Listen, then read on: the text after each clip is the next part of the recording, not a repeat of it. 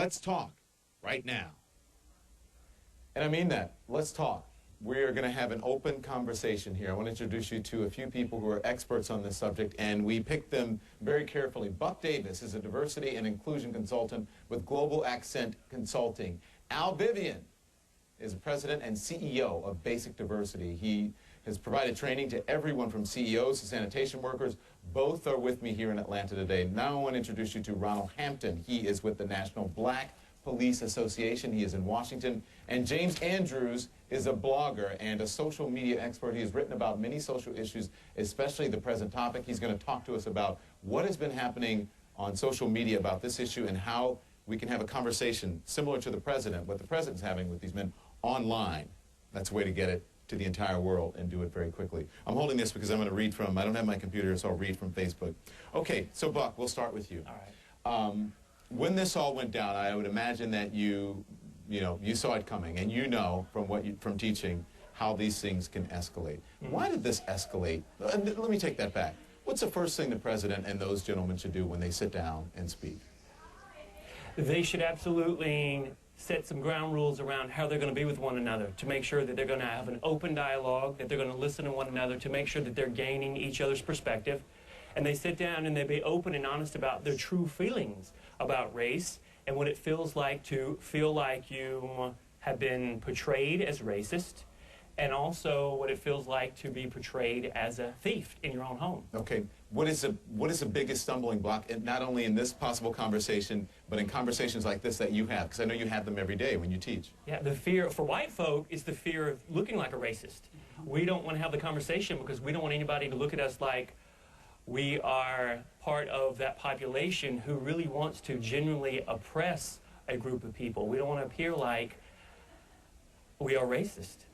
And that's usually and what about for people of color, for black or brown or Asian people? Is there a big fear there as well? I think the fear is that they're not going to be heard or listened to, or it may be, here we go again, just have another conversation that won't be valued.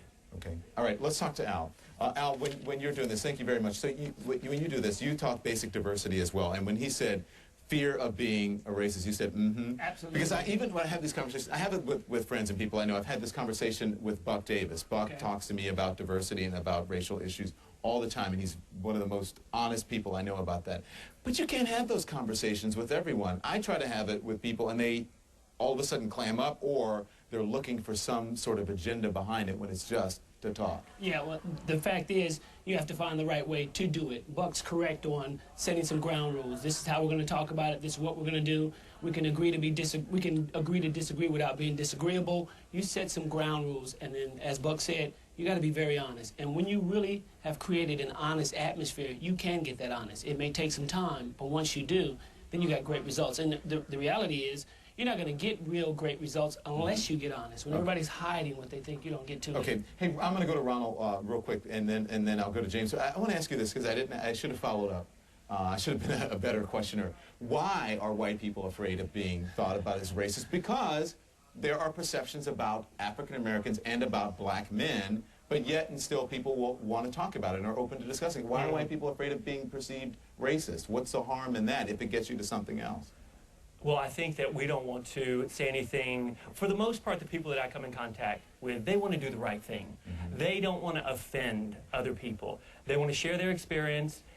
The trouble is that we fear that if we have the conversation, we may stumble a bit. You see, Don, this is a conversation we have not been taught to have. Mm-hmm. We didn't grow up having the conversation. It's not an easy conversation. There's a lot of history behind it. There's a lot of fear for us because we don't want to look like an offender. Okay. You said may stumble a bit. Hang on 1 second. All right, so I'm going to go to you, Ron. Ronald Hampton, talking about police. Profiling is real. There are people who say this case it wasn't profiling. It was simply, two people who got into an altercation of sorts and things got out of control, but it was not racial profiling. What are your thoughts on that, firstly, before I ask you about what's the solution? Well, first of all, I think it reflects or mirrors other profiling situations. Profiling can take place in a number of instances. Profiling takes place when you walk in a grocery store and they follow you around. It takes place sometime at the airport. It takes place at... But in this incident, though, Mr. Hampton, what about in this instance? Well, it could be perceived as being racial profiling. I think if Mr. Gates had been a white man, it wouldn't have ended or resulted in him getting arrested. It would have been handled altogether different. All right. Because there's an expectation that he lives in that community, and therefore that's his house. And you have come across that being a black police officer, those sort of expectations about who lives in what neighborhoods and who drives what absolutely. kinds of cars? Absolutely, absolutely. I've worked with guys who've drawn conclusions based on those kind of assumptions, and they didn't know anything about the person other than the fact that they happen to be an African-American person. Okay, stand by. I want to go to James real quick. James, are these conversations happening online now? Has this sparked something? I know that Michael Jackson, the death of Michael Jackson, Iran did. What is this doing online?